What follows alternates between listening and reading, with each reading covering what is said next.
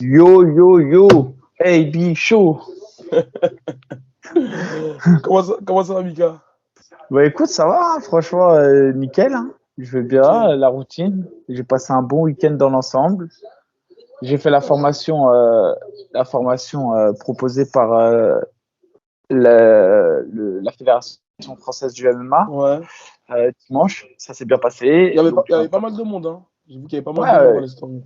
c'était énorme. C'était énorme, c'était bien. Franchement, c'était bien organisé, c'était cool. C'était un week-end 100% MMA pour moi. C'est bon, t'as réussi le test ou pas? Quel test? Bah, ce que t'as fait hier. Ah ouais, ouais, c'est bon, c'est bon. Et j'ai fait un audit au fait de la sécurité du RS là. Ça a été Ah, renforcé. je Ça a te été jure, renforcé. il y a un gars, lui, je crois, il était exprès pour la bagarre là. T'as vu? Un Renoir, balèze. Je l'ai Euh, vu. T'as vu quand il arrivait en short avec des rangers? ouais, ouais, je te jure, il était en sueur, le mec, il voulait absolument que ça se tape. Je te jure, ah, Ouais, lui, il était là pour toi, lui. lui, il voulait en découdre, lui. Eh, ils m'ont tué. Mais par contre, je te jure que depuis la rumeur où t'as grugé, c'est impossible de se déplacer dans la salle sans se faire arrêter. Eh, c'est un truc de ouf. J'étais obligé de me justifier, gros. C'est un truc de fou. Non, mais là, vraiment, pour de vrai. Le personnel, le staff, la sécurité, non, là, c'est mort. Il n'y a personne de gruger, là. C'est devenu compliqué. Effectivement. D'ailleurs, comme promis, j'ai investi dans le même casque que Mika, mais j'ai pas eu le temps de le configurer, donc je voulais pas que ça sorte avec un son merdique. Par contre, AB, il Ouais. y a une question. À qui t'as donné les places, wesh? À qui Mais, t'as fait gagner le jeu mais concours? c'est incroyable. Je te jure, c'est incroyable. Je vais y revenir. Je vais revenir là-dessus. Attends, parce que moi, comme je l'ai dit, tu m'as donné 2 places VIP, Ouais, hein. ouais. Ah ouais? VIP. Ouais. Et toi, t'as donné place à Non, qui? mais À ton Mika. cousin? À ton cousin? Non, écoute, c'est vrai que j'ai pas été vraiment transparent. Et d'ailleurs, bah, j'ai jamais été même transparent parce que là, c'est au moins le cinquième ou sixième jeu concours que je fais. Et même toi, la dernière fois, je t'ai demandé, dès qu'on a fait les vidéos, je t'ai dit, d'ailleurs, c'est bon, t'as fait gagner les places parce que même, tu sais, j'ai pas fait attention. Et après, là, c'est vrai que j'ai pas été vraiment transparent. J'ai envoyé les places un peu au pif. Et d'ailleurs, il faudrait que les gens jouent le jeu parce que même la dernière fois que j'avais fait gagner des places, j'ai dit à la personne de faire une story, de m'identifier et tout. Et parfois, les gens ne le font pas.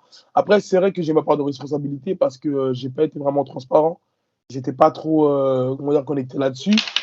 Mais sachez une chose, c'est que ce soit Mika ou moi, on ne gagne absolument rien à faire gagner des places. Donc, c'est pas pour faire gagner pour avoir des followers en plus ou autre. Non, c'est.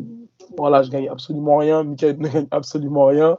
Non, Donc, ouais, après, c'est un kiff, c'est pour vous faire gagner. Après, ce qui est bien bien, sûr, en vrai de vrai, ce qui est bien, c'est que c'est les organisateurs jouent le jeu. c'est Là, ça. normalement, pour le MMA-GP, normalement, on va réussir aussi à avoir 2 places. Donc, on fera pareil, on fera le jeu concours. Après, sachez que c'est du plus, hein. On fait gagner 2 places. Soit vous participez pas. Mais oui, on fera. Moi, comme j'ai fait, on va le faire systématiquement. On va faire comme j'ai fait. Tu sais, on va mettre la story en faisant Hum, dérouler. On met le doigt, ça clique et la personne gagne les 2 places. Moi, je fais ça. Moi, je fais gagner une personne qui gagne les 2 places. Comme ça, elle peut venir accompagner. Puis c'est tout. C'est hum. comme ça.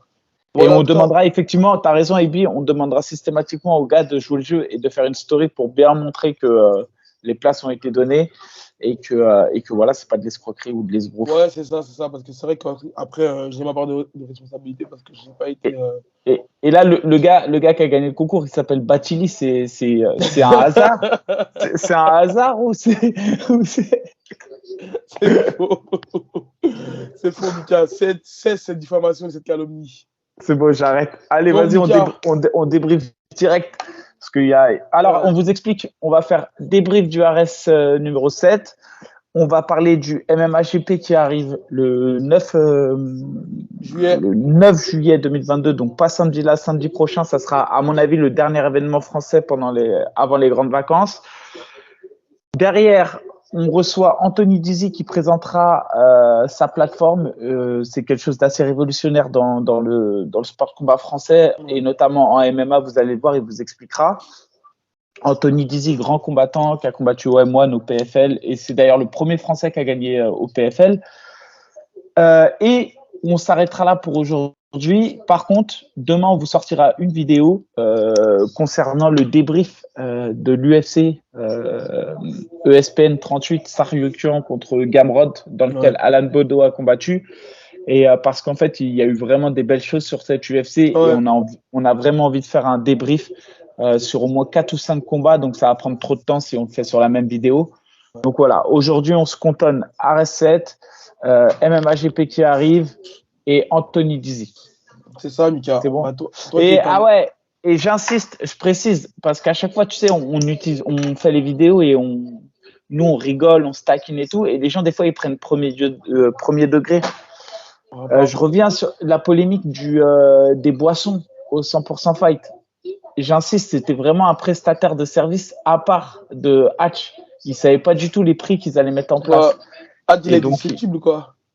Non, mais après, il a demandé à quand même faire, parce que lui, il a eu beaucoup de retours. Donc, il m'a dit, ouais, si tu peux juste bien informer, et c'est normal. Donc, on le fait. Et d'ailleurs, ça sera comme ça pour tout. À chaque fois qu'on dit quelque chose, si c'est erroné ce qu'on dit, n'hésitez pas à nous le dire. Et la semaine d'après, Ah oui, bah merci, parce que c'est vrai que j'avais envoyé une fausse information en disant que Krzyzewski était dopé. Son manager m'a écrit en disant que non, il n'était pas dopé, donc je m'en excuse. Il n'était pas dopé. Il n'a pas été contrôlé positif. C'était plus, on va dire, un problème d'administration. Donc, j'avais dit que j'allais revenir là-dessus. Tu parles du Brésilien, c'est ça? Ouais, le Brésilien qui doit compter de base Amin Ayoub. Ouais, je croyais que c'était au THC qu'il était positif, mais que c'était une faible quantité, un truc comme ça.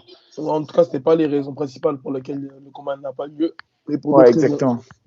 Ok, bah vas-y, on passe au RS7 maintenant. Toi qui étais en zone média, qui a eu ton accréditation média. Et j'ai acheté mon ticket aussi. Et tu l'as...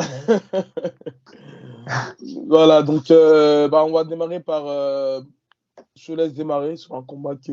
on les prend dans l'ordre. On les prend dans l'ordre et on fait un... Ouais, ça va aller vite. Premier combat, bah, je te laisse, c'est plus ton gars à toi, donc vas-y. Ouais, premier combat, on avait dans la catégorie des poids lourds Badr Mektouri de la team de Marseille contre Alpha Sissoko du MMA Factory.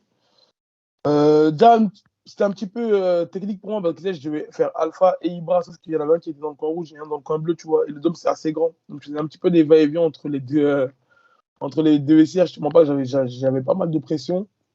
Et donc, voilà, le combat s'est malheureusement mal passé pour Alpha. C'est un gars qui vient de la boxe anglaise et voilà, le game plan, c'était logiquement de garder le combat debout. Chose qu'il n'a pas su, on va dire, appliquer et que. Après, l'arrêt de l'arbitre, bon, j'aime pas contester les arrêts de l'arbitre, mais je considère pas qu'il était en danger sur le ground and pound, tu vois. Non, t'es pas d'accord? Non, je suis pas d'accord parce que effectivement, il n'était pas en danger, si c'est ça que tu veux dire. Mais après, les règles, elles sont quand même, elles sont sur ça. En fait, l'appréciation de l'arbitre, tu peux pas à chaque fois la remettre en question. On dit à partir du moment où les frappes sont non défendues. Même si les frappes sont pas archi puissantes, frappe non défendue sans volonté de se sortir de la position, on arrête le combat. Et en fait, c'est vrai que les frappes, elles n'allaient pas le mettre KO. Ça, je suis entièrement d'accord avec toi. Mais il n'y a pas eu la volonté de bouger. Il était immobile. Il avait les deux coudes sur son visage et il proposait plus rien depuis au moins 3 minutes, quoi. Il est resté quand même bloqué sur le deuxième round. Il est resté bloqué 4 minutes sur le dos. Il s'est rien passé. Tu vois ce que je veux dire? C'est dans un contexte que le combat a été arrêté. Maintenant, non, bien sûr. C'est surtout que dans les vestiaires, ils te disent que première action, avertissement, deuxième avertissement, troisième avertissement, ils arrêtent. Ça, c'est vrai qu'ils préviennent, tu vois. Qu'ils le préviennent toujours les arbitres. Bon, bah voilà. En tout cas, non, j'ai pas trouvé que la décision était injuste. Après, je trouve que c'est, au vu du premier round, c'est bizarre qu'il se soit... parce qu'on sentait quand même un déficit d'énergie chez le Marseillais par rapport à Alpha. Et au final, c'est le Marseillais qui a repris le dessus et qui a fait un beau combat. Et l'air de rien, le Marseillais, c'est 4e victoire. Il faut quand même le préciser. 4-0 en carrière. Il a affronté avant ça, pour moi, un gros nom. C'était Damien Rémy. Damien Losco. Ouais. Et du coup, là, il est sur 4-0. Il a affronté deux blazes. Ouais. Donc, félicitations à lui. Félicitations à lui. En tout cas, ça enlève rien à sa victoire. Et, non, clairement. Il a bien combattu. Moi, j'ai bien aimé. Il a du cœur. Hein. L'air de rien, il a du cœur parce qu'au premier round, je trouvais que c'était quand même dur pour lui. C'était mal engagé. Et au final, il est bien revenu. Félicitations à la team Fouassard, en tout cas. Et ça fait plaisir à chaque fois de les voir sur les galas. Ils proposent toujours des bons gars. C'est vrai, c'est vrai. Et donc, bravo à lui. Et franchement, pour revenir sur l'arbitre, je trouve que l'intervention, elle était justifiée. Hein. Enfin, moi, c'est mon avis. Ouais, bien sûr, bien sûr, bien sûr. Donc voilà un nouveau prospect chez les poids lourds du nom de Badr Medkouri. Ensuite, Melissa Dixon vs Rizenzouak. J'ai pas pu moi le voir ce combat-là, comme j'ai dû retourner dans les vestiaires à ce moment-là. Eh ben écoute, moi je l'ai vu. Rizlen a fait un gros combat. Les deux filles, elles ont rien lâché. Hein. Franchement, elles se sont données coup pour coup. Rizlen, elle a mis la marche avant tout le long du combat en mode de bisping. Elle a avancé, elle prenait des coups. Après, Melissa Dixon, là, elle était dure. Elle était vraiment dure. Et en fait, Melissa Dixon, même si physiquement, elle paraissait plus, je sais pas, elle paraissait plus petite que Rizlen, mais en fait, en termes de puissance, elle avait une densité musculaire qui était incroyable. Et après, j'ai cru comprendre qu'elle venait du breakdance et ça m'étonne même pas. Sur les amener au sol de Rizlen, à chaque fois, elle faisait des formes de corps de ouf et elle arrivait à reprendre le dos et tout. Il y a eu des retournements de situation. À un moment donné, j'ai pensé que Rizlen avait réussi à retourner le combat. Mais au final, non. Dixon a gagné 2 rounds nets. Rizlen, je lui en donne un qui était un peu plus serré. Mais non, ça va être cette fille-là, ça va être un vrai souci dans la KT du RS. Je pense qu'on la reverra, Melissa Dixon. Et Rizlen, hâte de la revoir parce qu'au moins chaque combat qui est fait, victoire ou défaite, tu peux être sûr qu'elle donne tout. Et ça, c'est appréciable quand même. C'est vrai. D'ailleurs, le combat il s'est fait en featherweight parce qu'il y a eu un champion de de la part de Melissa Dixon. Parce que de base, elle devait affronter Yoni Rizlen et finalement, voilà, il y a eu la blessure de Yoni. Donc, c'est Melissa Dixon qui a pris le combat en featherweight. Donc, voilà. Ensuite, on avait Magomed Ashkanov contre Ibrahim Mané. Mika, j'y étais. Bon combat de la part de notre frère d'armes Ibrahim Mané, parce que franchement, il est tombé sur un gars qui le luttait du début à la fin. Et franchement, le mec, en plus, il faisait de la lutte en enchaînement, il passait sur plusieurs transitions. Il faisait vraiment le chien de la casse, il ne voulait vraiment pas lâcher. Donc, c'était un combat bien technique, j'ai vraiment apprécié en tout cas. Après, voilà, c'est vrai que je parle parce que aussi c'est mon gars, Ibra. Mais non, j'ai bien aimé, il a respecté le game plan comme il le fallait. À chaque fois qu'il se faisait emmener au milieu de la cage, il avait ce réflexe-là pour mettre le protocole de défense et aller chercher la cage pour essayer de se relever. Non, franchement, c'était un combat bien technique. Il y avait une belle ambiance dans la salle. Et il y en a même pas mal qui disent que c'est peut-être la performance ou le fight of the night. Je ne sais pas ce que toi t'en penses. En fait, ce que moi j'ai aimé dans ce combat, c'est ce que j'aime dans le MMA, c'est quand tu as deux mecs d'une discipline avec des forces bien identifiées qui vont s'opposer, parce que ça fait un jeu d'échecs. Et là, faut reconnaître que on avait le lutteur face à, pourtant Ibra il est pas mauvais en lutte, hein, mais face à un striker. Et Magomed, il y a un truc qui m'a quand même surpris, 3 rounds. Il a rien lâché, 3 rounds. Il a lutté et il se faisait toucher durement par Ibra. Après, ce que j'ai apprécié, c'est que, pareil, au premier round, Ibra largement devant.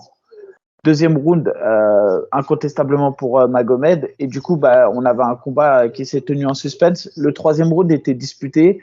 Magomed a réussi à amener le combat au sol, à bloquer les positions. Mais en réalité, sur les phases où le combat était, on va dire, en fait, c'est plus Ibra qui avait la volonté de finaliser le combat. C'est ça. Et sur les frappes qu'il mettait, Ibra, on sentait vraiment que Magomed, il aurait pu s'éteindre. Et en fait, au troisième round, c'était quand même, si c'était les anciennes règles MMA, je pense qu'on aurait pu mettre draw sur le troisième round. Mais étant donné que Ibra, il a mis vraiment des frappes lourdes et puissantes, je pense que c'est pour ça qu'il a pris le troisième round. Et 29-28, ça me semble être correct. Il y a un juge qui a mis perdant Magomed au deuxième round. Franchement, j'arrive pas à comprendre. Parce que Ibra, pour moi, ok, il gagne, mais tu peux pas lui mettre les 3 rounds. Le deuxième round, c'est impossible de le donner à Ibra. Après, apparemment, comme tu as dit, il y a une autre, on va dire un critère de jugement qui est en train de changer, c'est l'intention de finir. Tu te rappelles du combat de Antonelli contre au PFL, là, j'ai oublié le nom. Contre Wade. C'est ça, tu vois. Et en fait, apparemment, vu que les notes de. Tu sais, en fait, un gars qui va te lutter pendant 4 minutes 30 sans t'enfiler de dégâts, si tu réussis à te lever, on va dire, et qu'il reste 30 secondes et que dans les 30 secondes, tu accélères avec vraiment l'intention de le finir, apparemment, tu peux prendre le round. Franchement, il faudrait qu'on Ouais, ait peut-être un ouais. arbitre qui pourrait nous éclairer là-dessus. Mais Mais apparemment, il y a ça qui joue. Ouais. il faudrait faire un arbitre, tu as raison, qui est clair là-dessus, et surtout, faire des briefings aux combattants, parce que je pense que ces règles, elles sont pas acquises pour tous, et c'est pas clair pour tout le monde. Et Ouais. moi, par exemple, moi, si j'étais juge, même en ayant ça en tête, enfin, je vois pas comment tu retires un round à un mec qui a fait 4 minutes 30 de domination, et parce que l'autre s'est avéré un moment très dangereux sur ses phases de striking. Ça retire un peu le côté du MMA, où on est là pour voir qui arrive à imposer son style, qui arrive Oui, c'est vrai que ça change un petit peu, mais apparemment, c'est aussi depuis qu'il y a eu chez Congo vs Bader, tu vois, au Ouais, Bellator. mais là, il n'y a pas photo non plus. Tu peux pas mettre Bader perdant parce que chez Congo, on sait que Non, s'il oui, touche, mais ça enlève le côté chaud. J'imagine un mec bah, mais qui vient. ça a Oui, toujours non, été ça. je Le suis MMA, d'accord. ça a Non, mais toujours été ça. non, je suis d'accord avec toi, mais c'est peut-être aussi en train de changer. Alors, peut-être que c'est qu'en France, cette règle-là, je ne sais pas. Mais honnêtement, moi, en tant que spectateur, je préfère voir un gars qui veut finir le combat qu'un mec qui vient se poser, qui vient poser ses fesses pendant 25 minutes ou 15 minutes, Mais non, tu mais vois. après, eh ben, tu vois, ça, on en reparlera demain. Enfin, dans la vidéo qui sortira demain, tu verras que ça Ouais. ressortira. Mais quand tu regardes le combat de Sarukian Gamrot, eh ben, la règle, elle n'est pas claire encore. Parce que si tu notes vraiment l'agressivité et la volonté de finir le combat, peut-être que Sarukian aurait dû s'imposer. C'est pour ça que c'est pas encore clair. Et je pense que Ouais. même dans la tête des arbitres, c'est pas encore quelque chose de très clair parce que on est sur le subjectif. Alors que jusqu'à Ah, maintenant, on était sur le factuel. On était c'est- sur qui amène au sol, qui gagne le combat au sol, ouais, qui contrôle. qui fait les frappes, le nombre de frappes significatif. On était vraiment sur du factuel. Aujourd'hui, on a rentré une notion de subjectif en disant, ouais, il y a une volonté de finir le combat. Ouais, tu vois ce que je veux dire? Donc, je Ouais, trouve ouais, que c'est, c'est pour ça, je ne sais pas si c'est qu'en France que cette règle-là s'applique. Mais en tout cas, j'ai l'impression qu'au PFL, il l'avait vraiment appliqué pour et, Wade vs Anthony Gizzi, tu vois. et, et, et moi, ça a failli me faire des tours quand j'ai combattu contre Kevin Ruard, parce que si j'ai bien compris, c'est pour ça qu'on m'a mis perdant, parce qu'il sentait que dans ma volonté de dominer, je dominais, mais il disait que j'avais pas la volonté forcément de finir le combat. Et c'est pour ça qu'il y a un des juges qui m'a mis perdant. Et ça, je trouve que c'est archi pas logique. Maintenant, c'est pour ça il faut vraiment que les règles elles soient expliquées, parce que même moi, c'est pas archi clair pour moi aujourd'hui. Écoute, on invitera quelqu'un de la Fédération française d'MMA qui viendrait nous éclaircir là-dessus. Parce que et même moi, je te jure que quand j'entends 29, 28, je n'arrive pas à faire le calcul parce que je sais que Si, un c'est round. facile ça. Non, mais un round, c'est C'est, scoré 19 ou 18. Donc quand j'entends les ouais. 5x5, que j'entends 47, 48, et je dis, bref, je suis nul en maths, Bah, j'arrive pas à capter. mais non, mais c'est facile. Bah, c'est parce que tu fais le total des 10 et des 9. Bah, Et à bah, c'est la ce que j'ai fin, fait. eh ben, Ibra, il a eu 30, 29, 28, 29, 28 et 30, 27. Donc, il a eu 3 rounds de 10. Il y a un juge qui lui donne les 3 rounds. Et après, il y a un round où il prend 10 plus 10 plus 9 parce qu'il y a un round qui perd. Et voilà. Donc, ça fait bien 29, 28. Et pour l'autre, ça fait 30, 27. Tu vois, 3 fois 7, 3 fois 10. Laisse tomber 3 fois 9, 3 fois 10. Mais vas-y, Non, comment ouais. dirais-je?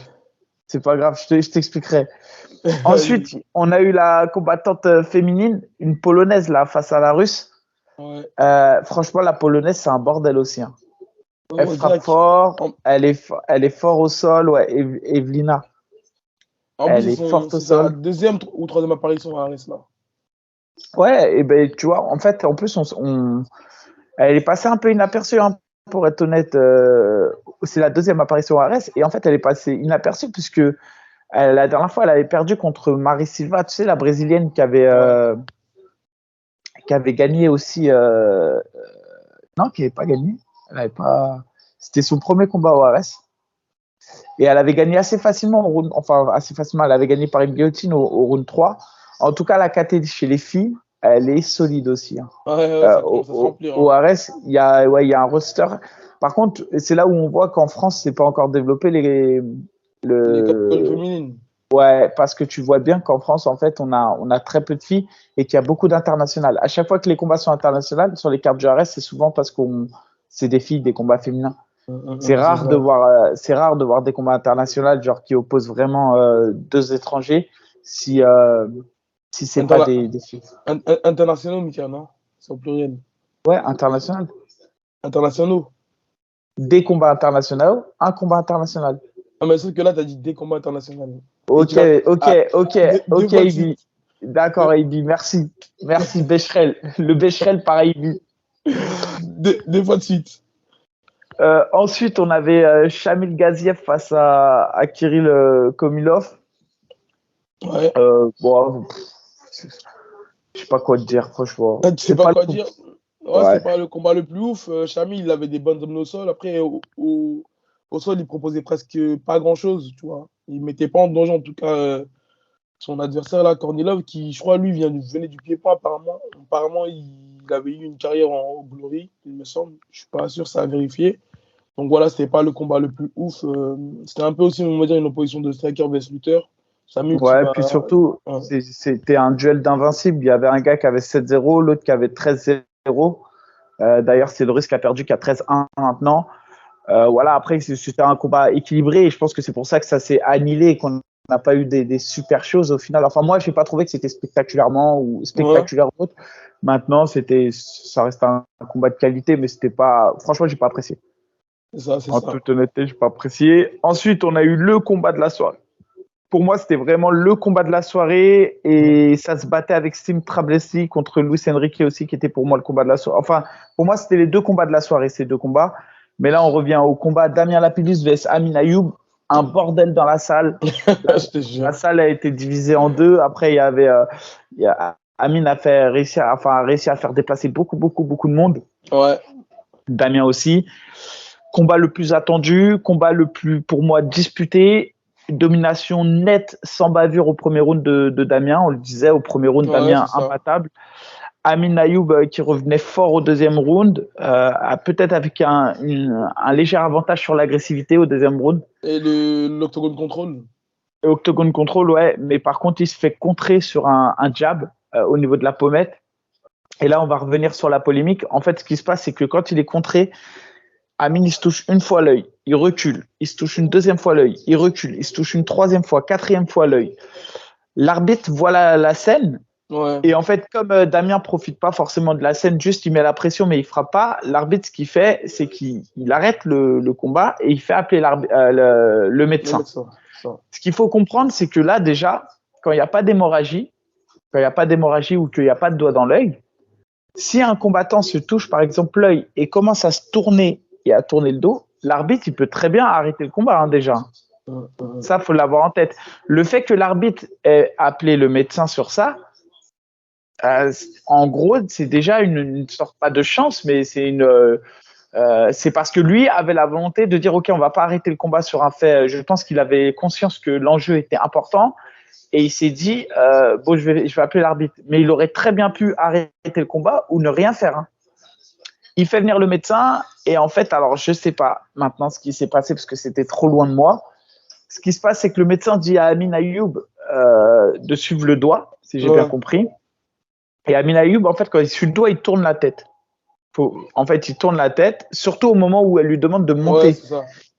Et là-dessus, elle dit j'arrête le combat. Là-dessus, l'arbitre qui lui maintenant voit bien ce qui se passe au ralenti, Christophe Chapuis, dit moi, j'arrêterai pas le combat.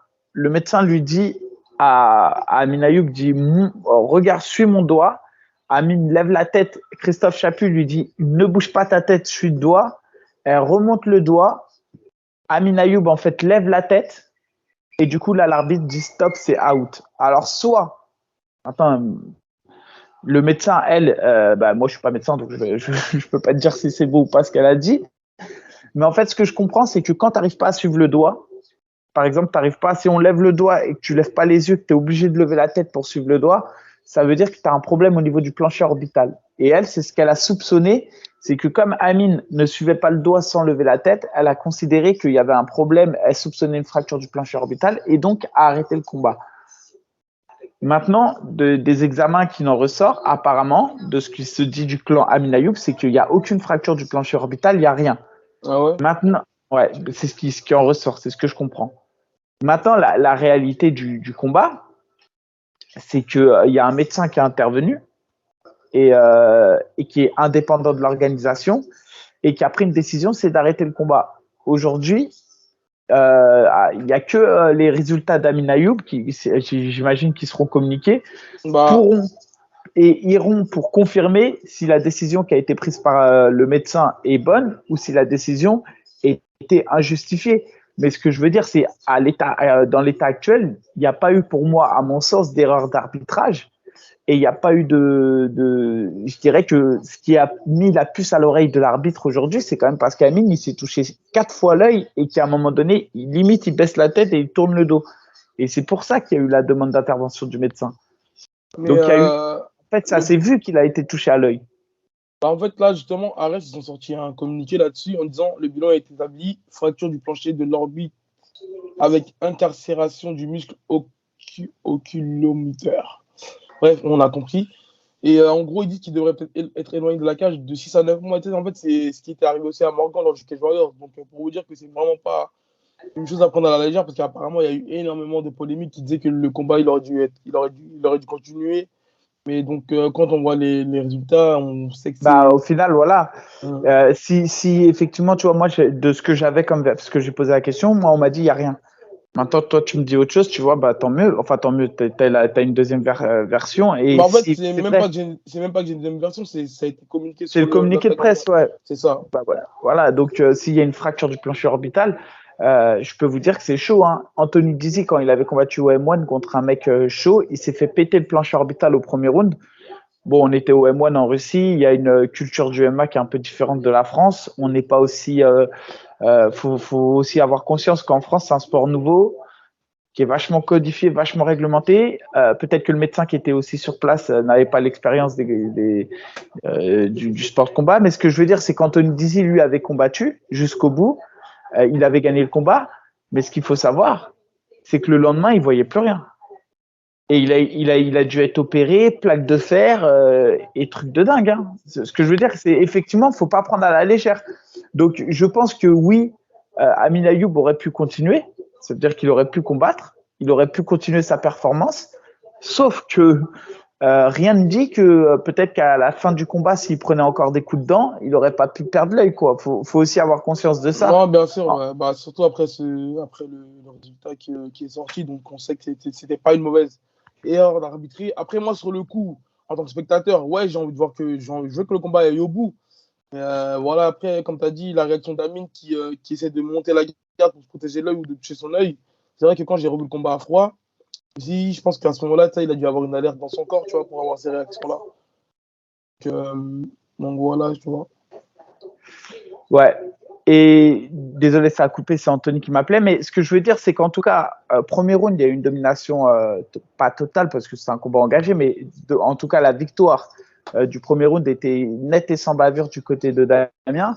Sur le deuxième round, il y avait une agressivité et on sentait Amine revenir dans le combat, mais on voyait que Damien était toujours présent. Et au niveau des dommages infligés, Amine était quand même beaucoup plus touché que Damien. Donc, tu vois, c'est pas comme si la décision n'allait pas dans la physionomie du combat. Maintenant, c'est sûr et certain que connaissant Amin Ayoub et sa capacité à encaisser et à revenir dans le combat, ça nous laisse sur la fin. Mais je crois que, en tout cas, faut avoir conscience que derrière, il a encore des combats à faire et que perdre un œil pour un combat, je suis pas sûr que ça en vaille le coup. Non, c'est bien sûr. Ouais. Après, en tout cas, j'ai trouvé la performance de Damien, franchement, je l'attendais pas à ce niveau-là. Il m'a impressionné. Amin Ayoub, qui est un diesel, j'ai trouvé qu'il a commencé très fort le combat aussi. Première seconde du combat, ils se sont envoyés direct dans. Ouais, il y avait des manques d'attention des deux côtés. Ouais, ouais, il y avait une. Franchement, ce combat-là, c'est un combat qu'on peut voir à très, très, très haut niveau dans des organisations de très, très haut niveau. C'était pour ceux qui aiment le MMA, c'est un combat qui, pour moi, c'est rare de voir un combat de telle intensité démarrer comme ça. Et on parlait aussi de l'entertainment, tu sais, le fait de vendre les combats et tout. Ouais. Et là, c'était clairement ça. Aujourd'hui, on est arrivé dans un combat où il y avait une tension dans la salle. Il y avait vraiment une tension dans la salle. C'est ça. Et à la fin du combat, ils se sont pris dans les bras et c'est fini. À un moment donné, il faut que le public aussi soit éduqué à ça. C'est bien, hein, parce qu'il y avait une vraie pression dans la salle. Mais une fois que le combat est fini, c'est fini. C'est Ça ça, ne c'est sert à ça, rien c'est de. ça. Et voilà. Et en tout cas, on souhaite bon rétablissement à Ouais, Amin Ayoub et félicitations à Damien qui a mis du respect sur son blaze sur ce combat. c'est ça, c'est ça. Et surtout qu'en plus, à un moment donné de sa carrière, il avait connu une période assez sombre. Et là, il est sur 3 victoires consécutives avec la manière en plus. Donc, il revient très fort. Surtout qu'il n'est pas du tout au début ni au milieu de sa carrière. Il a Non, plus non, d'une oui. trentaine de combats. Donc, franchement, respect à lui. Parce que là, j'ai l'impression qu'il est au meilleur de sa forme. Et voilà, ça fait Bah plaisir à voir. ouais, je pense aussi qu'il est au top. Après, faut pas oublier en plus que de base, il devait affronter Gomis, c'était pas une chèvre.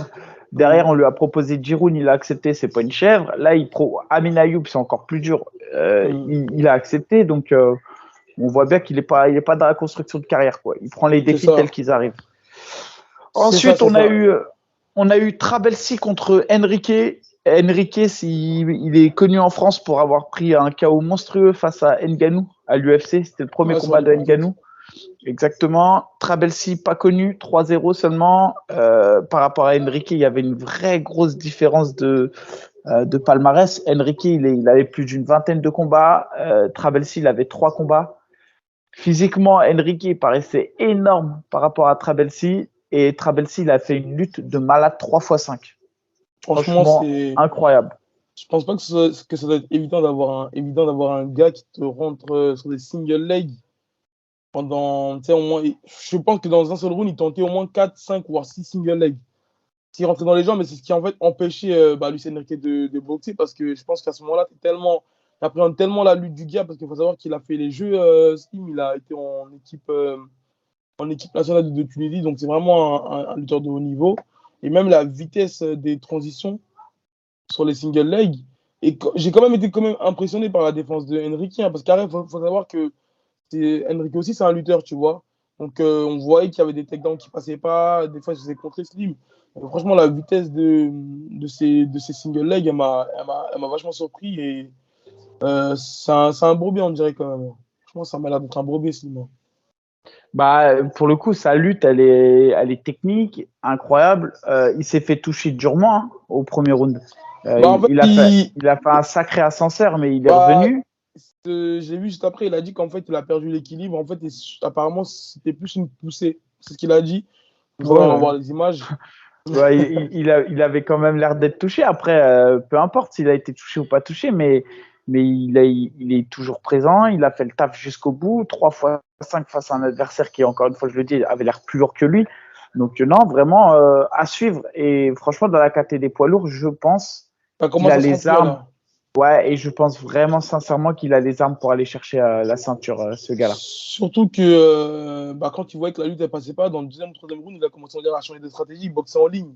Il boxait sur des Ouais. 1-2, 1-2 et ça passait vachement bien. Donc, Et pour être honnête, quand je vois le niveau du Brésilien qui a la ceinture du Ares face à non, Trabelsi, je pense qu'il se fait plier en deux. non, c'est autre chose. D'ailleurs, ce Brésilien, il a signé au Dana White Contender Series, mais on n'a pas eu de nouvelles depuis. Je Ouais, sais pas mais quand est-ce que ça va se faire. franchement, lui, il a fait le hold-up parfait, le Brésilien. Je te jure. Hold-up parfait. Donc, Ensuite, on avait William Gomis face à José Marcos. Bah voilà, après, José Marcos, il avait rien à perdre dans le combat. Il est c'est ce qui, arrivé et c'est c'est ce ce qui qui l'a rend aussi rendu dangereux, dangereux, en c'est fait. ça. Et Ouais. c'est ce qui a rendu dangereux le combat, parce que clairement, le mec était en dessous de Gomis, mais c'est toujours compliqué d'affronter un mec qui s'en fout, qui a rien à perdre. Après, Gomis, il a géré intelligemment. Au niveau du striking, il est hyper précis. Bon, la domination, pour moi, elle a été totale. Après, Gomis, il a été intelligent, moi, je trouve, c'est qu'il a voulu finaliser le combat pour aller chercher son bonus tout à la fin du troisième round. Ouais. Et il est parti chercher son bonus comme ça. Mais après, voilà, il n'y a pas grand-chose à redire. En fait, la différence de niveau, elle était telle qu'il n'y a rien à dire. En fait, Là-dessus, ouais. ça suivait la logique des classements. L'autre, faut le redire, quoi, il était classé 650 mondial. Il a, comment dirais-je, il a été pris en short notice à 2 jours du combat. Fallait pas s'attendre à beaucoup mieux de sa part. Ouais. Gomis, il a ultra dominé. En vrai de vrai, sportivement, c'était pas un combat avec beaucoup d'intérêt. Maintenant, voilà, la performance est là. Il a gagné. Je suis content pour lui. Et Barao est toujours à la pêche au Brésil. Il est à l'aéroport, il attend l'avion. Mais quel bâtard! Mais moi, j'ai pas, voilà, j'ai pas le fin mot de l'histoire. Franchement, j'ai essayé de savoir ce qui s'est passé. De ce que je sais, c'est que T'as investigué ou pas? j'ai essayé. En tout cas, ce que je peux dire, c'est que les négociations de contrat de 24 heures, ça marche pas bien. La Attends, preuve en est. t'avais Mais dit que ça, t'avais dit que ça s'était fait en combien de temps, toi? non, moi, j'avais dit, ouais, une négociation avec Barros, ça prend à peu près 8-10 jours, tu vois. Mais après, moi, Et c'est Lopez, il a dit en et, 24 heures. et Lopez, il a dit, ça a pris 24 heures. Force est de constater que, que ça marche pas bien, les négociations de Bah, 24 heures. on lui donnera le droit de réponse quand même.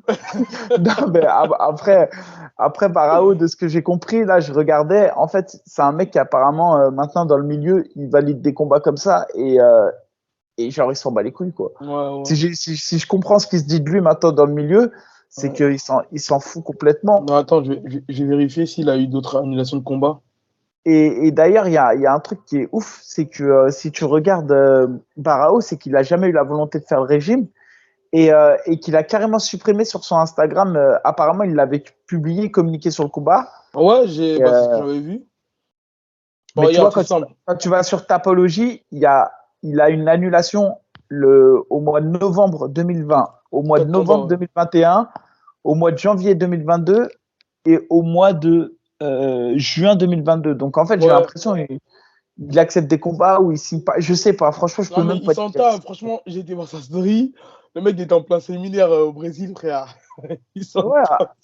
non, mais c'est pour ça que je te dis, j'ai quand même essayé de savoir ce qui s'est passé, tu vois, parce qu'on aurait pu dire peut-être qu'ils ont communiqué autour de son blaze, mais voilà, mais je peux Non, pas je te pense dire. que, ouais, pour le coup, non, pour le coup, je pense que c'est vraiment lui qui les a plantés, tu vois.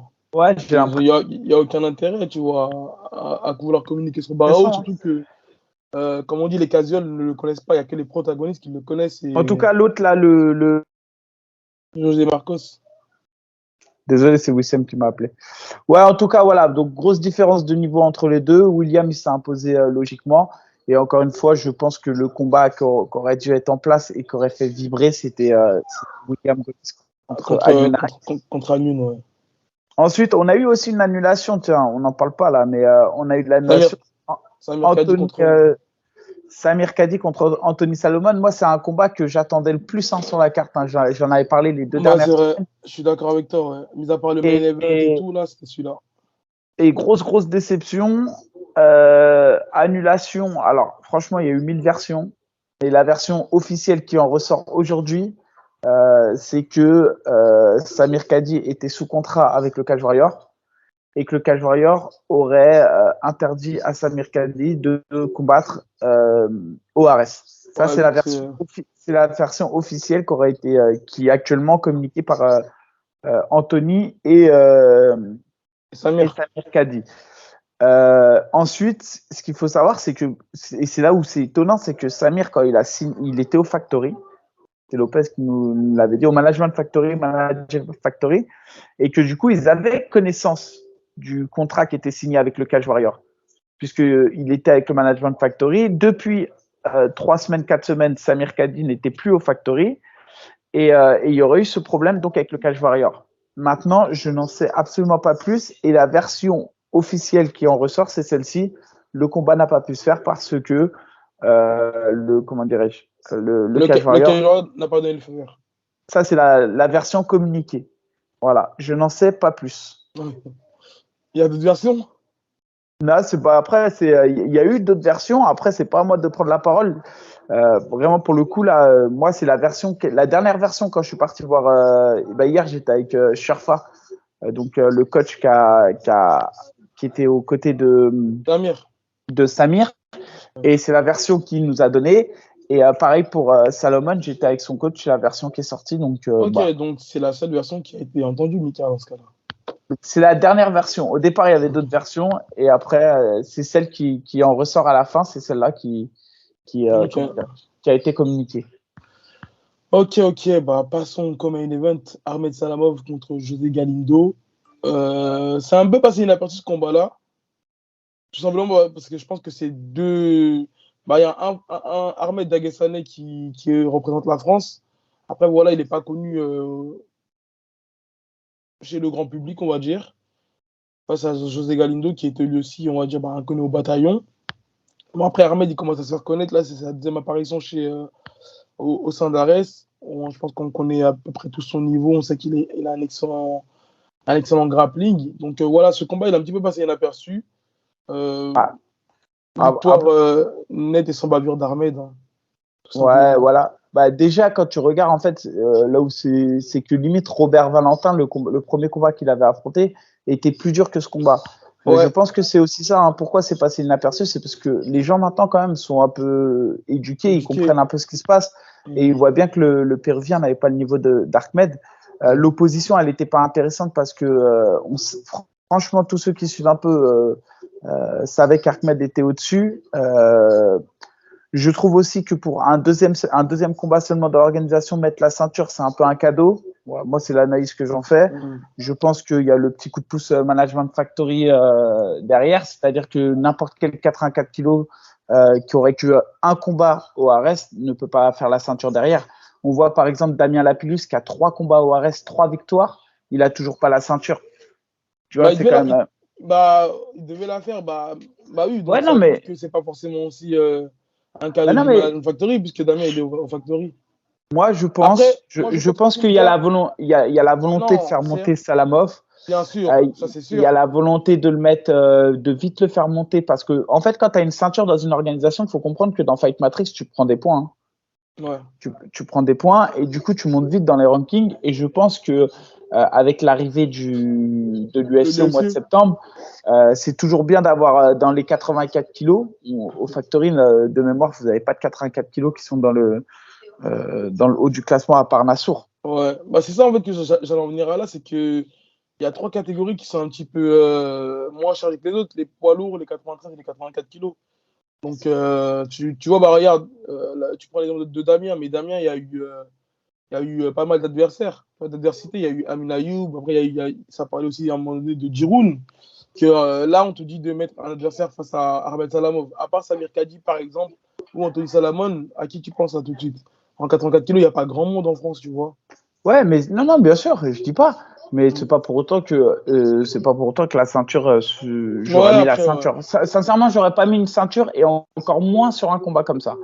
Et c'est ce que je disais la semaine dernière, c'est que maintenant, en plus, ils vont être embêtés parce qu'ils par rapport à la réglementation française, ils vont devoir trouver des gars qui ont moins de 10 combats. Et du coup, comme on voit son niveau et il a quand même un gros niveau, ça va être compliqué de trouver des combats intéressants. Après, on verra, hein. Bah, Mais je me dis, par rapport, pourquoi ne pas le mettre à Anthony Salamon qui a 7-0? C'est équilibré, je pense. bah après, il faut voir si Anthony Salamon est chaud. Après, bien sûr, ça sera un combat intéressant, hein, surtout pour la ceinture. Maintenant, Ouais. je pense que c'est pareil. Anthony, il a pas encore combattu sur l'organisation. Est-ce que le mettre pour la ceinture directe, c'est quelque chose d'intéressant? Je sais pas, tu vois, ça à voir. Mais effectivement, c'est des combats qu'on a envie de voir. En tout cas, moi, les combats français, ça me plaît. C'est Franchement, ça. ça me plaît. Et enfin, main event.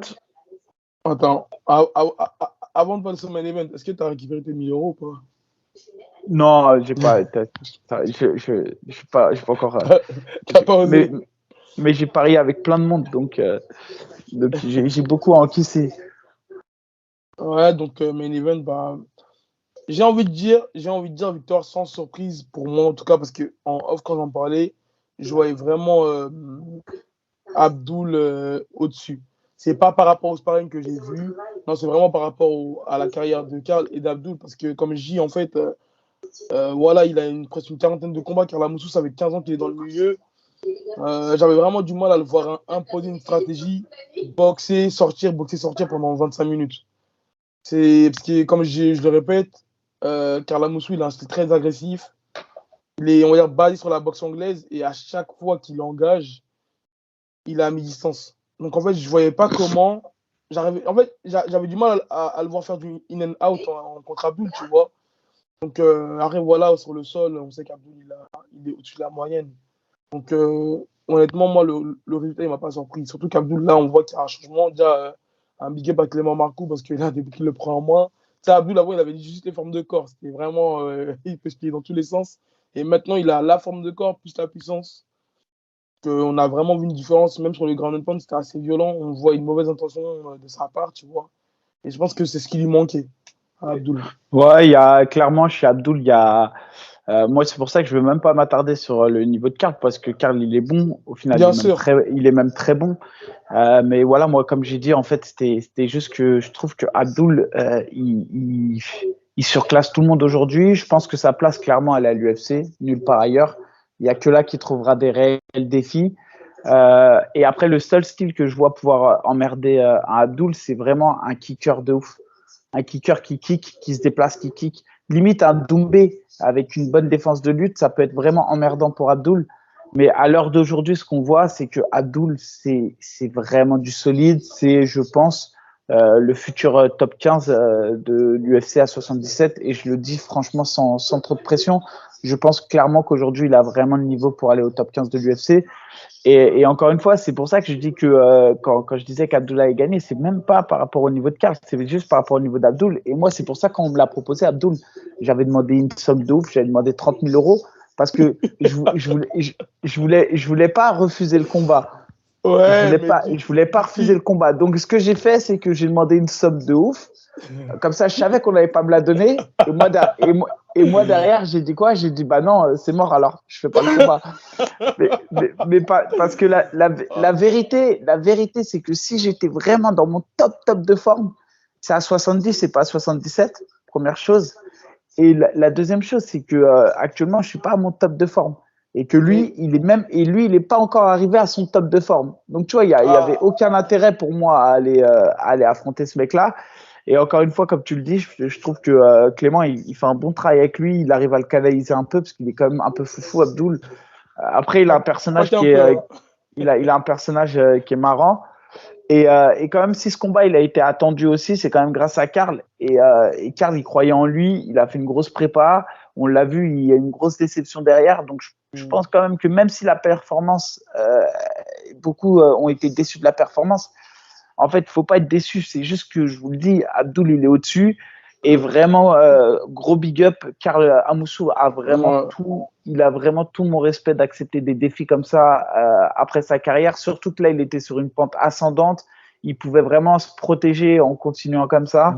Et donc, il a quand même tout mon respect. Encore une fois, je lui dis, c'est un vrai guerrier. Et il a pris Abdul alors que je vois aucun Français aujourd'hui à 77 pouvoir battre Abdul ou aller affronter Abdul. Je suis d'accord avec toi. Je suis d'accord avec toi et surtout que c'est le seul, je crois, de sa génération encore actif et à chercher des défis comme ça. Et puis même pendant le combat, on voyait que sur les peu de fois de striking qu'on a vu, sur les bras arrière qu'il mettait, on voyait qu'il y avait vraiment l'intention de finir le combat. Il est explosif, on connaît ses qualités. Après, voilà, c'est juste que c'est le plus mauvais match-up qu'il pouvait avoir, je trouve, en opposition de style. Parce qu'à la rigueur, lui, il est bon, c'est justement dans ça, de casser, être explosif, balayer, amener au sol, être ultra agressif sur une clé de talon ou des choses comme ça. Quand ça se relève, il balance des high kicks. Mais face à Abdul, je te jure, c'était compliqué. C'est ça, c'est ça. Et d'ailleurs, lorsqu'il t'avait proposé Abdul et que tu avais indirectement refusé, j'avais parlé, moi, d'une opposition qui m'intéressait et qui t'intéressait aussi, c'était de te voir toi face à Karl Amoussou. Apparemment, il y a des négociations qui sont en cours, Mika. Peux-tu nous en dire plus là-dessus? Non, mais bien sûr, c'est un combat. Moi, je pense, je te jure, en toute honnêteté, en toute modestie, je pense que c'est un combat, c'est un cadeau qu'on fait au public. C'est un cadeau qu'on fait au public. C'est un cadeau qu'on fait au public parce que c'est le combat qui marque pour moi la fin d'une génération.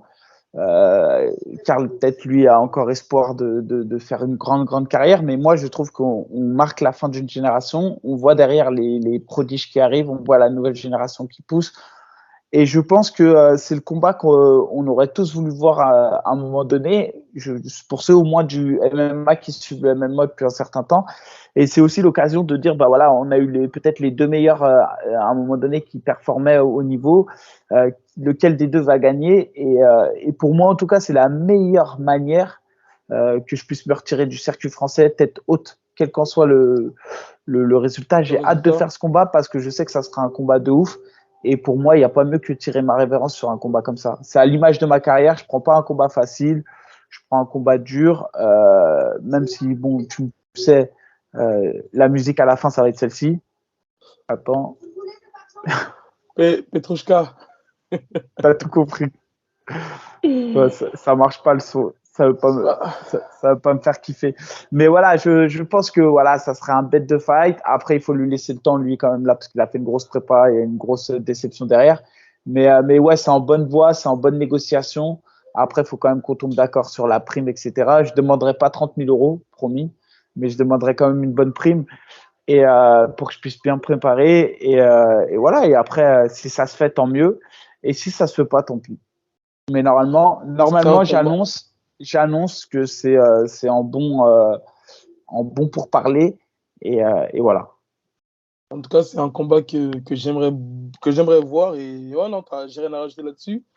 Je pense que Karl, bah, qui aime les défis, sera ravi de t'affronter. Et si ça devait se faire pour septembre ou pour novembre? Ou pour plus Non, tard, je fin pense d'année? plus, ouais, non, je pense plus déjà, on est plus sur la fin de l'année parce que moi déjà 2 mois ça me suffit pas pour vraiment préparer l'échéance. Et lui, je pense qu'il a besoin d'au moins 2, 3 semaines de repos donc pour repartir. Donc ça se fera pas début septembre. Ça c'est Ok. sûr et certain. Donc je pense qu'à partir de mi-octobre, on peut discuter de ça, je pense. Après, franchement, on n'a pas avancé plus que ça Non, bien sûr, ouais, bien sûr. sur le sujet, mais septembre, ça me paraît beaucoup trop court. Là, on est déjà, bah, il reste 2 mois, hein, septembre. C'est pas suffisant. C'est pas Ok, ok. suffisant. Donc, comme quoi, tu prends ce combat, tu ne prends pas ce combat à la légère. Bon, après, j'aurai toujours, je vais faire comment dirais-je, la prépa vodka, tu connais. T'as battu son poulain, Kevin Hart, et là, tu vas faire le hit coach. Ouais, mais Kevin Rudd, avec tout le respect que j'ai eu pour ce combat, je l'ai pas vraiment non plus préparé. Enfin, ceux Ouais, qui savent, tout le monde sait que je me suis pas bon. Dans le ouais. milieu, on sait que j'ai pas eu le temps, j'ai pas eu l'occasion de vraiment m'entraîner. Là, ça serait complètement différent. En Attention, tout là, cas, ouais. ce Ouais, bien sera pas la sûr, même bien sûr. chose. En tout cas, Et bah, ouais, dis-moi. non, non, bah, c'est tout. Voilà, après le combat, je te dis, je n'ai pas envie d'en communiquer plus parce que déjà, comme je dis, il mérite quand même de pouvoir se reposer après la grosse prépa qu'il a fait et tout. En tout cas, moi et lui, sachez qu'on a échangé. Déjà, je l'ai félicité pour son combat encore une fois et on a échangé. Il est ouvert. Moi, je suis ouvert. J'avais discuté avec Guillaume Pelletier aussi en off parce que j'avais préparé le terrain. Il est ouvert. J'ai discuté avec Benjamin Sarfati et Lopez. Ils sont ouverts. Tout le monde est ouvert. Donc, non, bah, après, maintenant, il n'y a que la prime. Euh, c'est comme ça, quoi. Il y a même, initialement, il y avait Mehdi Bagdad, je peux le dire, qui avait proposé pour qu'on le fasse à Monaco. Genre, il y a un mois de ça, il m'en avait parlé. Donc, tu vois, il y avait déjà des pistes, tu vois. Donc, en tout cas, là, en tout cas, ça se profile bien. Je pense que, vu que, tel que ça se profile, là, ça va se faire. Et d'ailleurs, avant de passer à la suite, avec Anthony Gizzi, à la suite, ça a déjà été teasé. On a Alexandra Tekena pour la ceinture Mousse, on a vu Mousse aussi qui combat. contre Demarte Peña. Ouais. Bon, Donc, après ça, on aura le ouais, temps d'en revenir. C'est au mois de ouais, septembre. On aura vraiment le temps d'en revenir. Moi, j'aimerais bien qu'on parle du MMAGP qui arrive c'est vrai. le 9 juillet. Et j'ai été assez déçu, en fait. C'est l'opposition qu'on met à Cédric Doumbé parce que c'est un Autrichien, Patrick Spirk. Et au final, lui-même, il le dit à Cédric Doumbé. Il dit nous, ce qu'on veut, c'est voir des combats français-français. Et, Ouais, je parle de ça parce qu'il parle de Tony Yoka contre Tronchet. Donc moi, je laisse la boxe anglaise à la boxe anglaise parce que j'y connais rien. bien sûr. Mais c'est vrai qu'on veut voir des oppositions françaises, tu vois. J'aurais bien aimé voir Cédric Doumbé, par exemple, contre un mec comme, je sais pas, Sardi, Bessangour, Wissam Akmouche. Tu vois, Et des mecs à 77 kilos qui sont dans son palmarès, donc élite 2, ouais. et qui peuvent vraiment lui opposer une résistance. C'est-à-dire que là, Patrick Spirk, il a 2-2. Bon, voilà, quoi, Après, c'est pas ouf. on voit que je pense que. Non, je pense pas que ce serait quand même équilibré de le mettre, par exemple, à USM là tout de suite pour Cédric Doumbé, Bah, même s'il a son gros background de kickboxing. Bah ouais, non mais Tu faut vois, pas oublier ça, AB. C'est un sportif de haut niveau qui connaît bien le haut sûr, niveau. Il a été à haut niveau, ça veut dire que lui, il est pas du tout assujetti à la pression. C'est quelqu'un qui maîtrise parfaitement les médias, qui maîtrise parfaitement la pression. je suis d'accord, je suis Crois-moi, d'accord. c'est pas les 3 ou 4 combats en plus de MMA qui font la diff. Je suis d'accord. Je pense juste qu'aujourd'hui, à 77, moi, j'aurais voulu une opposition française. Et d'ailleurs, c'est lui-même qui en parle et qui dit que c'est mieux de faire Mm. français-français. Et d'ailleurs, par exemple, je sais pas si, admettons, on fait un combat en boxe anglaise, un jour je vois Cédric Doumbé en anglaise, bah moi, mon rêve, ça serait de me voir, je sais pas moi, face à des mecs comme Saladin Parnasse, par exemple. Ce serait, T'imagines, ce serait bien, ouais. tu fais en boxe anglaise Cédric Doumbé, Saladin Parnasse. Ça serait le feu. Et je pense que Saladin, il sera peut-être partant. Voilà, connaissant Saladin, lui, il refuse rien. Et en plus, non, mais après, en plus, je dis ça comme ça, je spécule, mais ce que je veux dire, c'est que Saladin Parnasse, c'est sûr qu'il accepterait. Et ça serait un combat de ouf. On aurait genre le prodige du MMA face au prodige du kickboxing Dans une autre dans une discipline. discipline, dans une troisième discipline, tu vois, ça serait archi vendeur. Non, mais écoutez, ceux qui sont déter, en tout cas, pour ça, on sera un hashtag, peut-être. Ouais, ça peut, on pourrait, Non. mais en tout cas, pour en revenir au MMA, c'est dommage parce que Cédric Doumbé, c'est quand même une personnalité. Il va être dans son style, c'est-à-dire un style qu'on connaît peu en MMA, mais il va être dans son style quelqu'un qui va porter les couleurs du MMA. Il faudra compter sur lui puisque c'est quelqu'un qui va fédérer autour de lui. Et c'est dommage qu'il n'y ait pas de plus de communication et je dirais un combat français. Mais Sur bien la sûr, même c'est ce qu'on demande, hein. ça se fera d'ailleurs au Circuit d'hiver, donc le 9 juillet 2022. Pour l'instant, il y a 3 combats qui ont été annoncés. Donc, il y a Cédric Doumbé, Patrick Spirk. Il y a eu Jason Poney contre Yazid Chouchan. Ça va être un gros combat aussi Ouais. en lightweight. Après, je ne sais pas trop parce qu'en fait, Yazid Chouchan, il a 10 combats pro. Donc, quand tu as 10 combats pro, tu passes Elite 1, c'est ça? Je crois qu'il y a plus de limite après, parce que Jason Ouais, Poney, d'accord. Bon, il a c'est une ça. trentaine de combats, je pense, Jason Poney, là. Ouais, il a presque une quarantaine de combats. Donc ça va être franchement pour ceux qui connaissent pas Jason Poney, ancien du circuit, mais vraiment qui a combattu dans toutes les orgas au PFL, etc. Contre Yazid Chouchan, qui était à un moment donné annoncé comme un big prospect et qui a malheureusement connu des revers là ces derniers temps. Mais ça va être un gros combat. Franchement, ça c'est Ouais. archi. Ce combat-là, vraiment, j'ai hâte de le Non, voir. intéressant, ouais. Ouais, même au niveau des profils et des morphologies, ça va être intéressant parce que c'est 2 styles différents. Et après, au niveau du combat féminin, bah, je connais pas. Il y a Amel Jack à 0 que je connais pas, qui va affronter une fille, une étrangère qui s'appelle Julija Pajic. Voilà. Je peux pas vous en dire plus. Je connais pas les filles. Tu fais un effort sur la prononciation maintenant, là, des prénoms. Bah, parce que sinon, on se fait remonter après. Donc, j'essaye de faire un peu attention. Mais en tout cas, voilà, pour le MMA-GP, on y sera. Sachez que, comment dirais-je, on fera un débrief et que normalement, la semaine prochaine, j'espère qu'ils communiqueront plus sur la carte. Eux aussi, hein, en communication, c'est vrai que c'est dommage qu'il n'y ait pas plus de communication. C'est ça. Parce que, en fait, pour la carte, là, voilà, c'est dommage qu'on puisse pas la vendre. En fait, on ne sait pas ce qui se passe. Et ça, c'est quand tu sais que tu as Doumbé sur ta carte, il faudrait quand même faire plus de com, plus de choses.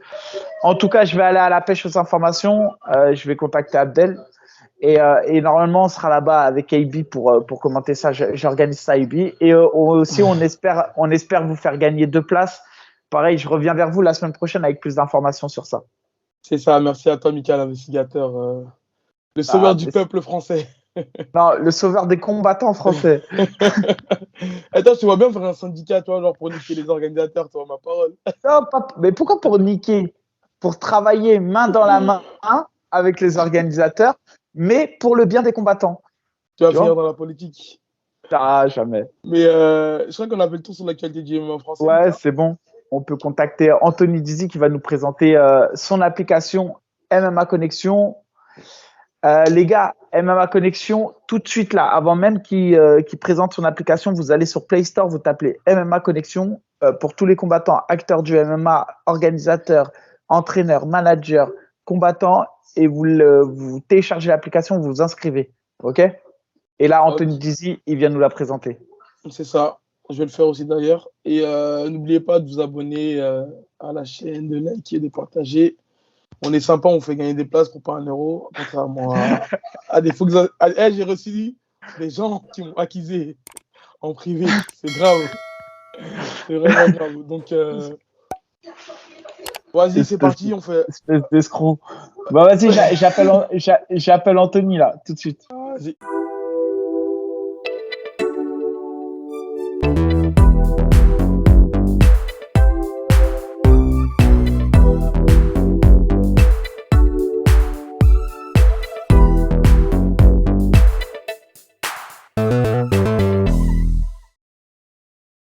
Attends, je me suis fait beau pour l'occasion. Ah, il est tout frais, là. Ouais. Par contre, t'as vu le petit t-shirt avec la poche dedans, hein, ici sur le côté là. Moi, Ouais. si c'est pas, Bien, si c'est t'as pas vu, un non, style de c'est un style de campagnard, ça. Attends, je vais faire un truc, je trouve. Ah ouais, tu commences, t'attaques. Ah, ça sent le dossier, ça. Vous n'arrêtez jamais, vous, c'est grave. Hein. Eh, Jay-Z, on dirait un pompier. C'est vrai qu'il a une dégaine de pompier un peu avec son dégradé. C'est quoi la. Ah! C'est quoi montre bien l'image, on voit pas. C'est quoi Non, on voit pas, on voit Ah non, pas. attends, Ah, si. Mais t'inquiète pas, c'est quand il est assis sur l'arbre, là. Ouais, attends. l'amour est dans le prix. Il y a Théon, il m'a fait un petit montage, c'est mieux. Ah ouais, ça veut dire que c'est un travail collectif. Anthony.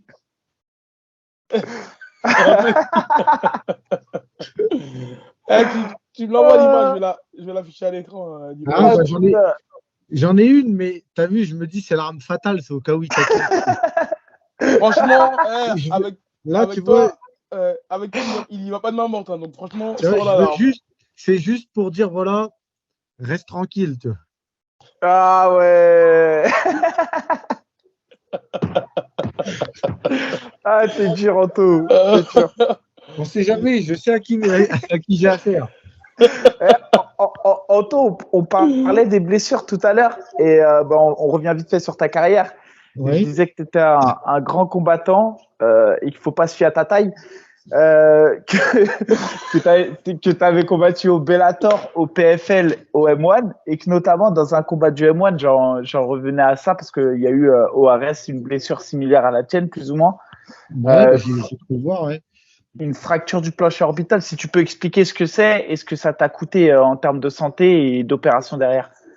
Du coup, c'est vrai que ça m'a remémoré les souvenirs quand j'ai vu Amin Ayoub, la communication qui a été faite par l'ARES. Moi, ça m'est arrivé le premier combat du M1, du coup, on avait combattu dans la même soirée. En tout début de combat, j'avais pris une petite gauche qui semblait banale et tout de suite, je me suis dit, merde, c'est bizarre, immédiatement, je voyais flou. Et du coup, c'est vrai que ça m'a handicapé tout le combat parce que du coup, je me suis jeté dans les jambes parce que je voyais plus rien debout. Tout était flou. Et puis bon, après, finalement, les choses ont tourné à mon avantage.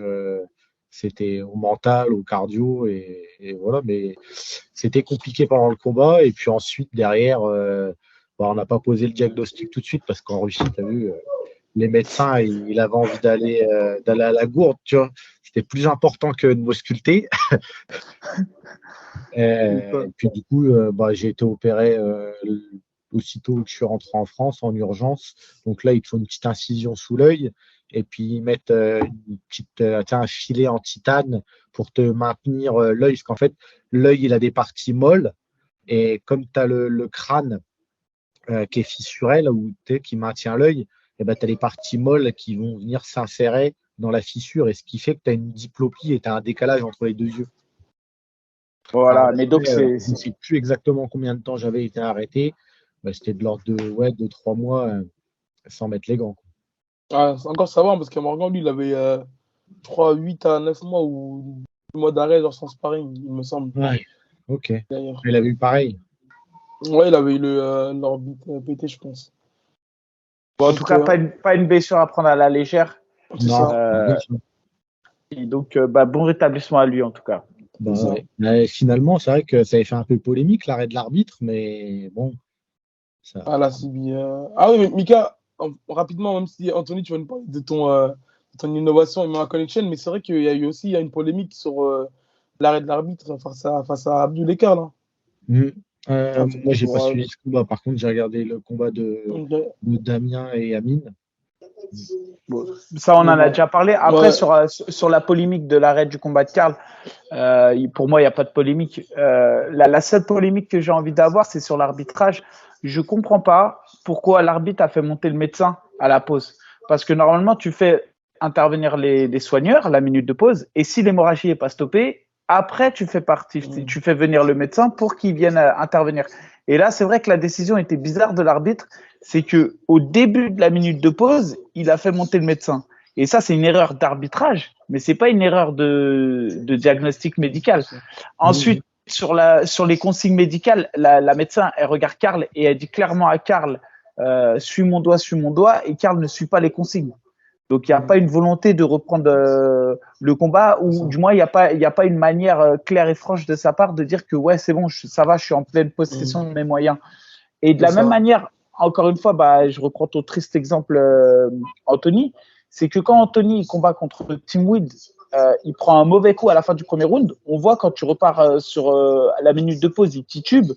Et à la fin du premier round, il n'a pas repris complètement les esprits. Et c'est presque dangereux de reprendre le combat comme ça. Et donc, je pense que faut pas oublier que derrière, il y a des conséquences. Mais en tant que combattant, on a toujours envie de dire qu'on y va. Et c'est justement pour ça qu'il y a un médecin. Et le médecin, son rôle, c'est de ne pas prendre parti ni d'un camp ni de l'autre, parce qu'il est là pour protéger la sécurité des gars. Mais pour moi, la polémique, là, elle est archi. Pour moi, il n'y a vraiment pas de polémique sur l'avis du médecin sur le combat de Karl contre Abdul. Par contre, pour moi, il y a un vrai sujet, c'est sur la décision arbitrale de faire venir le médecin au début de la minute de pause. Voilà. Merci, Mika, de ton expertise.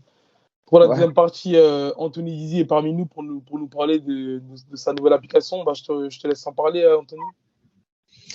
Oui, effectivement. Donc, c'est vrai que MMA Connection, c'est une application de management matchmaking. Alors, ça a des termes qui peuvent paraître un peu barbares pour ceux qui ne connaissent pas le milieu du MMA. En l'occurrence, là, on s'adresse aux gens qui connaissent le MMA. Donc, normalement, le management, forcément, c'est un terme qui parle à tout le monde. Le matchmaking, juste faire un petit point là-dessus, c'est, en gros, si je devais faire simple, c'est comment réaliser une fight card, réaliser ses oppositions dans le cadre d'une organisation de combat. Et en fait, l'idée de cette application, elle est née d'un double constat que j'ai fait au cours de ma carrière. Dans un premier temps, en tant que combattant, ou en tant que combattant, quand j'étais avec Mika, j'avais beau fréquenter des plus grands clubs comme le MMA Factory, etc. Je me rendais compte que j'avais des difficultés pour trouver des combats en quantité, en qualité, pour être mis en relation avec des managers, voir un petit peu toute la palette de managers qui pouvaient s'offrir à moi, tous les combats qui pouvaient s'offrir à moi. Et ce constat que j'ai fait en tant que combattant, il était partagé à l'époque, et je pense que c'est toujours d'actualité, par l'intégralité des combattants que je côtoyais. Quelques années plus tard, j'ai posé un deuxième constat, c'était cette fois-ci dans la peau d'un organisateur, parce qu'on a organisé à Reims un événement de MMA professionnel, et je me suis dit, bon, étant donné que j'ai un réseau de contacts qui est plutôt bien établi, que les combattants ont des difficultés à trouver les combats, ça ne devrait pas être difficile de réaliser une fight card. Sauf que la réalité, elle a été tout à fait différente. Ça a été difficile pour moi de diffuser de manière claire et précise mon offre de combat à toute la communauté. Et donc, ça nous a pris un travail, ça nous a pris beaucoup de temps et c'était un gros travail. Et là, j'ai pris un peu le recul sur tout ça et je me suis dit, bon, il y a un souci, c'est que les combattants ont des difficultés à trouver les combats, les organisateurs des combattants à diffuser de manière claire et rapide et efficace leurs offres de combat. Je me suis dit, il y a un souci et on est en 2000. Bon, à l'époque, on n'était pas en 2022, mais voilà, les technologies devraient nous apporter une solution et j'ai commencé à réfléchir. On a constitué une équipe avec un développeur qui a apporté une solution, c'est de mettre en place une plateforme où il y a la possibilité de créer 3 types de profils: profil combattant, profil manager, profil organisateur. Chaque profil a des outils et un environnement, une interface spécifique qui répond aux besoins de chaque catégorie de profil, avec du coup voilà, la possibilité de faire plein de choses que je ne vais pas expliquer. L'application, elle sort demain matin. Donc, j'invite tous les gens qui veulent regarder à aller télécharger l'application directement sur le store. Je crois qu'elle est même déjà sortie, Anthony. Moi, ouais, elle est déjà sortie en fait. C'est-à-dire que finalement, les gens qui veulent la télécharger dès maintenant, ils peuvent le faire. Mais s'ils tapent MMA Connection, alors à l'anglaise avec CTION au lieu d'un X, vous allez trouver sur notre page internet avec les liens de redirection vers les différents stores en fonction de si vous êtes sur Apple ou iOS. Et en gros, sur cette plateforme avec les 3 types de profils, tout part de l'organisateur qui va créer son événement, créer et paramétrer ses combats et diffuser toutes ses offres de combat de sa fight card. Ok. Ensuite, tous les combattants et managers qui répondent exactement aux critères prédéfinis par l'organisateur vont recevoir sur leur téléphone une notification pour leur dire, voilà, il y a un combat qui vient d'être publié par telle organisation et comment dire, tu corresponds exactement aux critères. Donc, à toi de voir si tu souhaites ou non y postuler. Donc, les critères, ça va être, par exemple, sexe, nombre de combats professionnels, amateurs, catégorie de poids, etc. À partir du moment où on correspond à tous ces critères, on reçoit une notification sur le téléphone. Voilà, c'est à peu près ça l'idée. Et l'idée, c'était aussi Alors, de centraliser toutes les informations, parce que aujourd'hui, c'est pareil. Tu es obligé de naviguer entre Tapology ou Sherdog, Facebook pour avoir du contact, mais tu ne sais pas qui est le manager de qui, quelles sont ses disponibilités, ses indisponibilités, ses catégories de combat, tout un tas d'informations qu'on a voulu rassembler sur une seule et même plateforme. ok, c'est clair. Après, moi, ce que je disais, c'était que c'était bien, surtout aujourd'hui, on sait avec les catégories Elite 1, Elite 2 pour les combattants pro, c'est difficile de savoir qui est matchable avec qui. Et du coup, ça va être bien parce qu'en un coup d'œil, si le mec s'inscrit correctement sur la plateforme, tu vas savoir tout de suite s'il est Elite 1, Elite 2. Et quand il y a une proposition de combat, de savoir tout de suite la compatibilité. Moi, j'ai navigué sur l'application, je me suis inscrit. Je suis plutôt à l'aise avec les applications, mais ça m'a pris franchement, allez, une demi-heure pour bien faire, hein. Je pense qu'en 1 heure et demie d'utilisation, vous savez tous utiliser l'application correctement. Et ça, c'est un peu comme, alors c'est l'effet positif, mais c'est aussi l'effet négatif du chose, c'est que pour le coup, pour que l'application fonctionne, tu vas avoir besoin que tout le monde l'utilise, un peu comme Waze. Waze, il utilise les données d'utilisation, c'est-à-dire que si les gens n'utilisaient pas Waze, personne ne saurait s'il y a des bouchons ou pas de bouchons. Et là, c'est la même chose. Pour que ça fonctionne, il faut vraiment que l'ensemble des acteurs jouent le jeu et téléchargent et utilisent l'application. Donc, j'invite moi, en tout cas, tous les combattants qui nous écoutent à y aller. Ça vous prend une demi-heure et surtout d'en parler à votre manager et à votre team parce que c'est les teams qui ont aussi un gros rôle là-dessus et notamment les teams qui sont pas forcément structurés. On le sait, en France, il y a des grosses teams, hein. Il y a le Hatch Academy, il y a MMA Factory, il y a comment dire la team Poissard, c'est des très grosses teams. Mais il y a aussi des teams qui sont en province, qui n'ont pas forcément la connaissance de tout ça. Et pour eux, c'est l'occasion de se mettre justement. L'offre, elle est énorme parce que c'est vous offrir un réseau sur comme ça. On vous les met sur un plateau et on vous offre tout le réseau du MMA. Et donc, du coup, j'invite vraiment tous les acteurs à utiliser l'application parce que vous verrez que ça va vous faciliter grandement. Et après, pour rebondir dernière chose, pour rebondir sur tes mots, Anthony, quand tu disais que le premier constat que tu as fait, c'est en tant que combattant. Et c'est vrai qu'en tant que combattant, c'est la boîte noire.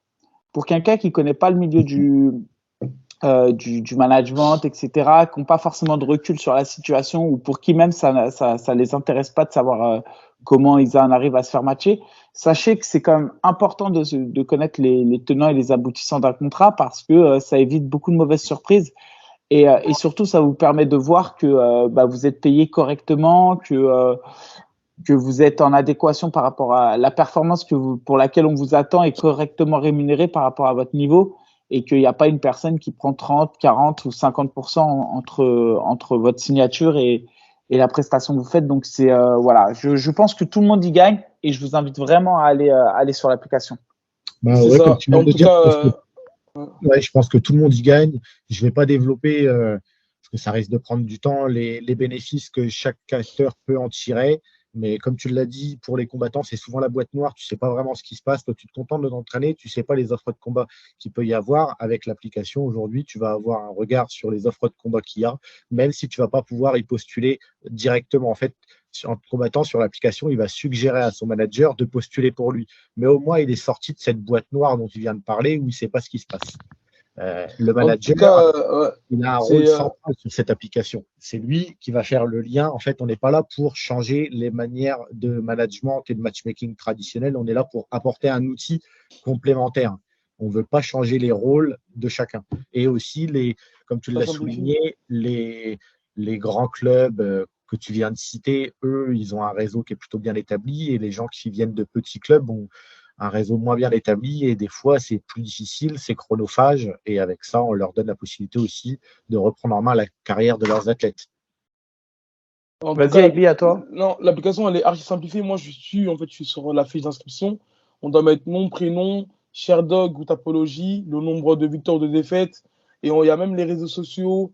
C'est archi simplifié. Donc, je pense que ça prendrait vraiment Moi, moins de 30 minutes. j'ai trouvé que Mika, quand il me parle d'une demi-heure, Non, mais j'allais en c'est venir parce un mec parce qui que, bosse à la RTAP, il a non, le mais temps. parce qu'il est attardé, je pense, avec Hein? beaucoup qui se rend. Mais Il il a n'est dit pas pressé. Hein. il a dit une demi-heure, mais je te jure que c'est archi simplifié. Vraiment, tu peux même envoyer ta Ouais, pièce il a les 3 fois d'identité. au shot et il a bu des cafés entre-temps. Hein. Non, mais les gars, toujours annoncer un délai important. Et comme ça, quand Non, mais non. l'utilisateur final il prend en main, il va être hyper content. Mais à Ah non, toi, parce que toi, AB, tu sais même pas lire. T'as pas tout lu, toi. Toi, t'as lu qu'en ma travers. parole, écoute. Ah, par contre, Mika, j'ai première- vu que tu avais créé ton compte, mais tu n'as pas mis ta pièce d'identité. Hein. On va Bah, devoir parce que- utiliser le profil. Ouais, non, mais en Une tout des cas, valeurs non. ajoutées, c'est Hmm. identité vérifiée, palmarès vérifié. Non, Je vais franchement, devoir te c'est. mettre en dehors du circuit. Non, c'est archi simplifié. Donc, voilà, je mettrai le lien de la description MMA Connection dans la description. Et non, ça prendrait pas 30 minutes, peut-être Mika 30 minutes, mais pour le reste, je pense qu'en 5 minutes chrono, c'est fait. Non, Mais, pour être honnête, quand j'ai fait une estimation de temps, je me suis dit, bon, admettons que je m'appelle Aboubakar Batili, combien de temps ça me prendrait pour faire ça? Et c'est vrai que j'ai essayé de me mettre dans la peau du personnage. non, en tout cas, c'est super simplifié. Et vous pouvez même rajouter une photo de profil. Et voilà, tout est sur MMA Connection. Le lien en description. Et merci Anthony de nous avoir apporté ce nouveau bijou. J'espère que tu vas révolutionner le MMA français. Le MMA international, ce serait mieux. Mais le MMA international, ouais. Pour vous, on a déjà trois fight cards qui sont publiés sur l'application. Je ne vais pas les dire lesquels parce que le but, c'est de les découvrir sur l'application. Donc, je laisserai les gens les découvrir. On n'en est qu'au début et l'idée, c'est d'apporter régulièrement des nouvelles offres de combat en faisant du coup un travail derrière. Hein. Voilà. En tout cas, merci pour votre intervention. Non, avec plaisir. Merci et par exemple, tu vois, AB, je sais que lui, il a pour objet d'affronter que des pêcheurs. Est-ce qu'il y a une cage pour marquer je ne veux affronter que des pêcheurs? C'est-à-dire... Non, je pense que ça, il faut envoyer un mail à part parce qu'en fait, justement, là, tout va être fait en sorte qu'il n'y a pas de pêcheurs à prendre. Donc, c'est dommage pour moi. Il n'y a que des boulangers. Bon, sinon, Anto, qu'est-ce que tu peux nous dire d'autre sur l'appli? Moi, encore une fois, je le redis, j'ai rien à gagner sur cette appli, je précise à chaque fois parce qu'on nous a mais c'est bon, mais t'as pas besoin de justifier, Mika. Non, mais je préfère le dire. Moi, si j'avais quelques petites précisions à ajouter, je dirais que l'application, elle est gratuite, à court terme, évidemment. En tout cas, elle restera gratuite de manière indéfinie pour les combattants, parce que le but, c'est que vraiment tous les combattants soient présents sur l'application et que l'argent, ce ne soit pas un frein pour eux. À court terme, étant donné qu'on en est au lancement, les organisateurs et les managers, c'est gratuit. L'idée, c'est que ça devienne payant ensuite à plus long terme quand l'application elle sera efficace. Si vous voulez créer votre compte là dès maintenant finalement, parce qu'on avait prévu que ce soit demain, mais on profite de l'occasion pour la lancer dès maintenant, c'est de prévoir tout de suite votre pièce d'identité parce qu'on va demander la pièce d'identité. Ça peut être un frein pour certains, mais c'est aussi ce qui va garantir la qualité des informations présentes sur notre application et ça c'est important pour nous et finalement pour la communauté qu'il n'y ait pas d'usurpation d'identité. Et puis let's go hein. Et puis la dernière chose, Anto, que je voulais te dire, c'est moi, hier, j'ai fait une formation avec la Fédération française de MMA. Et pour les amateurs, tu sais, maintenant, il y a des grades qui te permettent de faire les compétitions. Grade jaune, grade orange et grade vert. Je ne sais pas si tu as entendu parler. Et du coup, est-ce que tu crois qu'à moyen terme, l'application peut évoluer pour aussi les amateurs avec une indication des grades? Oui, parce que j'avais un truc vite fait, je voulais me mettre à l'écart. Bravo Anto, tu le dis sur une jeune. Non, c'était un peu compliqué là. C'est la patronne. D'arriver. Il n'a pas l'autre à l'aise là. On va écouter les gars. Pourquoi tu rougis comme ça, Anto?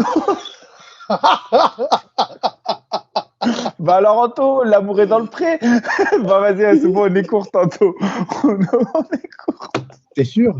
Ouais, parce Bah, que moi, je peux faire traîner les choses s'il faut, hein.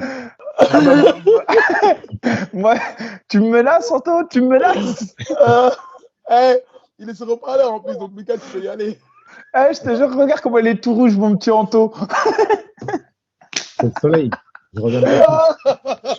Bon, Anto, ma question, c'était juste avant de finir sur le circuit amateur, il y a des grades. Grade jaune, grade orange et grade vert.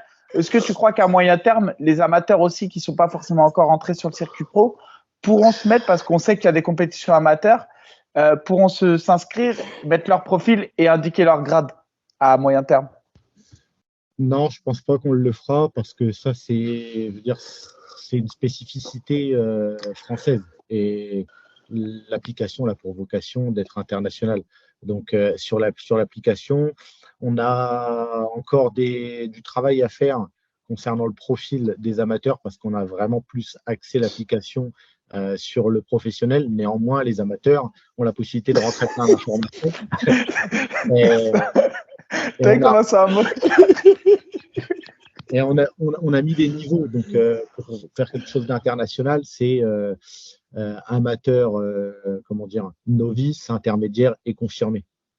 Voilà. Ouais, ça roule. Ok. Ouais, ça roule, c'est clair. C'est bon, tu vas te faire gronder, tu vas pas te faire les licencier quand même. Mais non. Juste un peu mal à l'aise, tu vois. Et t'es sûr que t'as pas pris de coups dans le nez ces derniers temps? T'as l'air d'avoir un gros nez. Le dernier que j'ai pris en date, c'était peut-être toi, un coup de coude retourné un peu maladroit. Ça peut dire. Ah non, il y en avait eu d'autres depuis, non, un petit genou de Wade ce matin. Bon, vas-y, bah, c'est cool. Et bah écoute, est-ce qu'on va revoir bientôt du MMA à Reims? Ah, c'est en pourparler, mais c'est beaucoup de travail. Et là, pour l'instant,